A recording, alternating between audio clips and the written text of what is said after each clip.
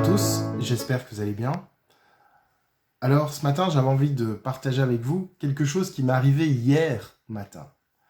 Voilà, on est dans une période où à la maison, on est un peu malade. On a les enfants qui sont tombés malades. Et donc, qui dit enfant tombe malade, à un moment donné, parents qui aussi tombent malades. Voilà, je ne sais pas si vous entendez, mais je suis en train de perdre ma voix. Donc on a eu des rhumes, mon fils a eu de la fièvre. Voilà, donc il ne dort pas bien, donc on dort pas bien. Donc voilà, on est un peu dans cette, euh, dans ce moment-là de notre vie où voilà, on n'est pas spécialement au top de notre forme. Et hier, je me suis levé, fatigué, pas en forme, maux de tête, voilà, gorge qui gratte, et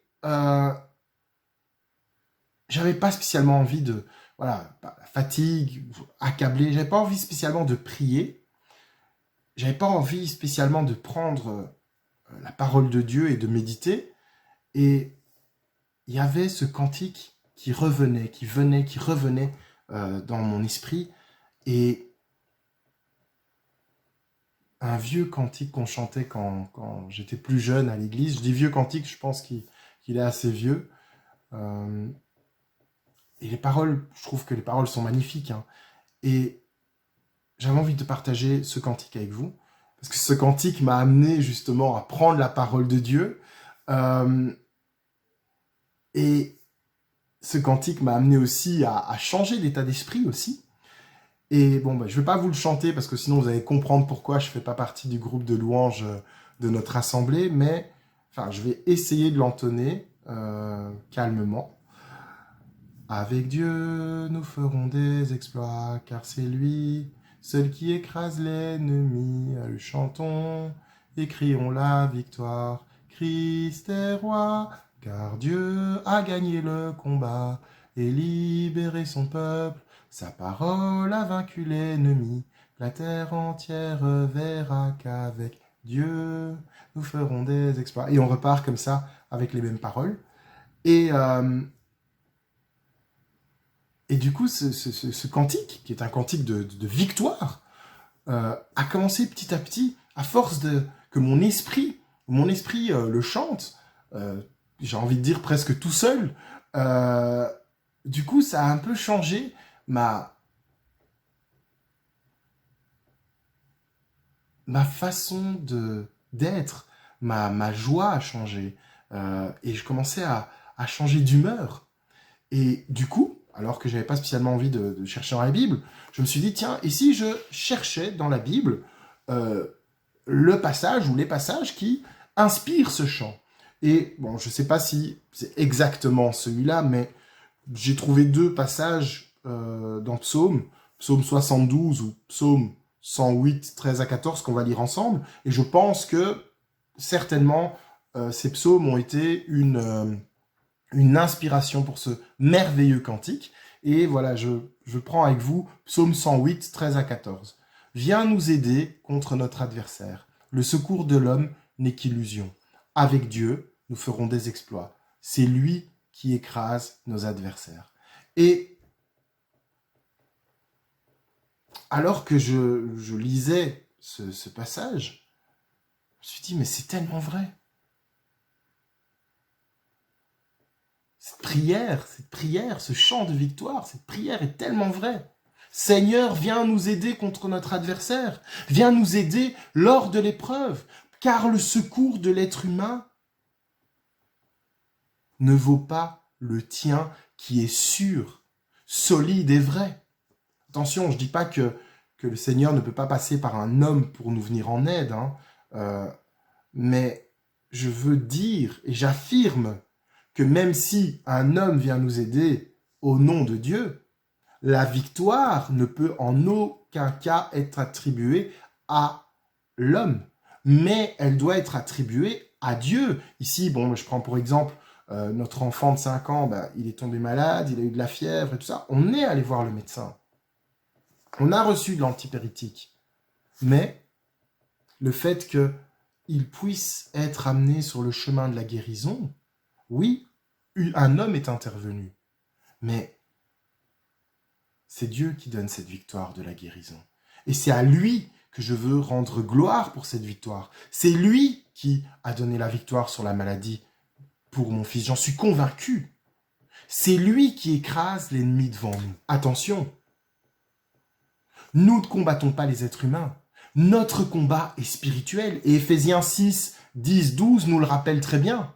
Il dit « Enfin, mes frères et sœurs, fortifiez-vous dans le Seigneur et dans sa force toute puissance. Revêtez-vous de toutes les armes de Dieu afin de pouvoir tenir ferme contre les manœuvres du diable. En effet, ce n'est pas contre l'homme que nous avons à lutter, mais contre les puissances, contre les autorités, contre les souverains de ce monde de ténèbres, contre les esprits du mal dans les lieux célestes. » Ce n'est pas contre les hommes que nous nous battons, mais nous avons un combat spirituel.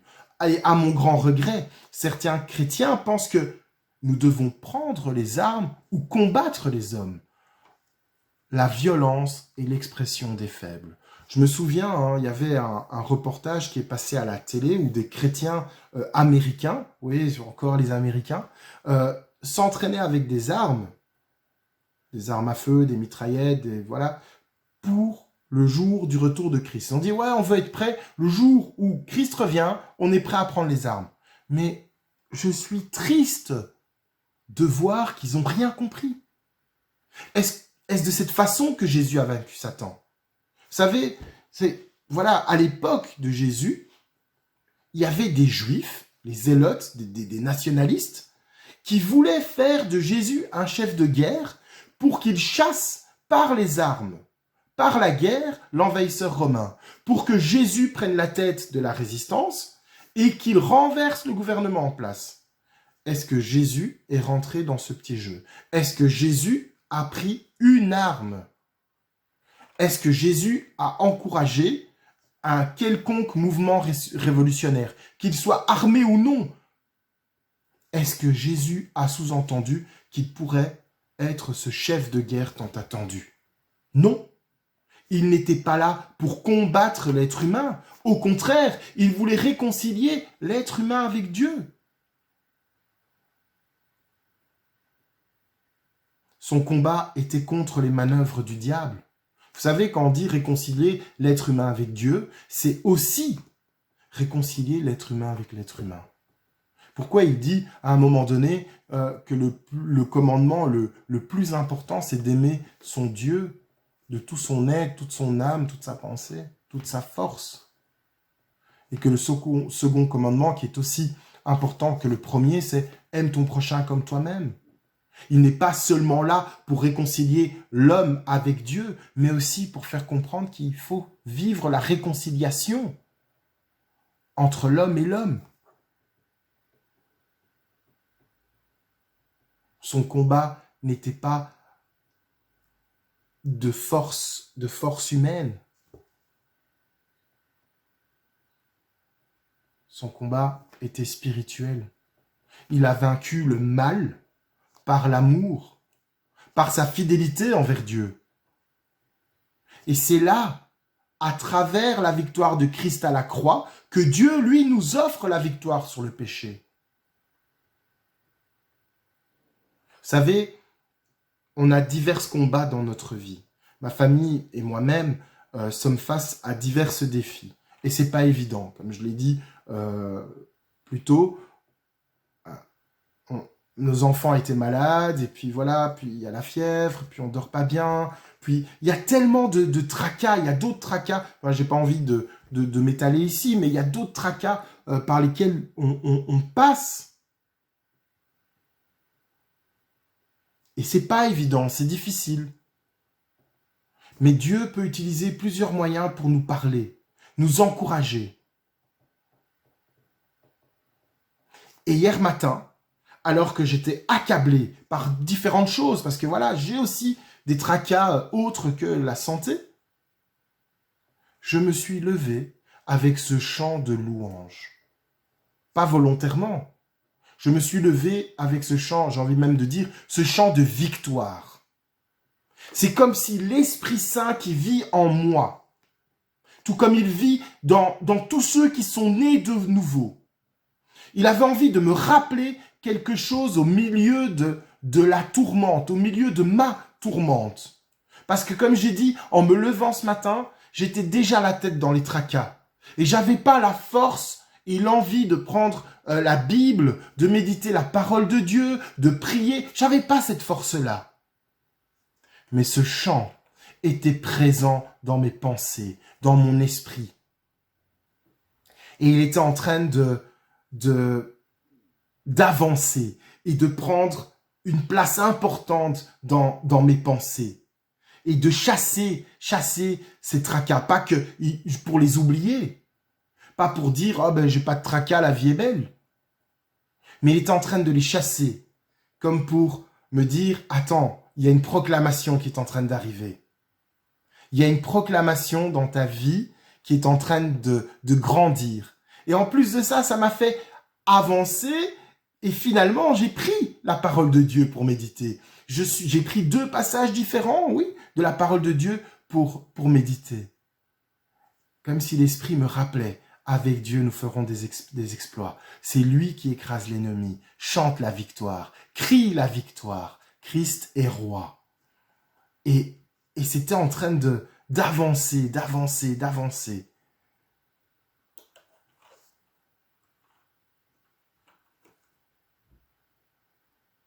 Comme si l'Esprit me dit, prends ce chant comme une proclamation de victoire, parce qu'elle t'appartient. Elle appartient à tous les enfants de Dieu.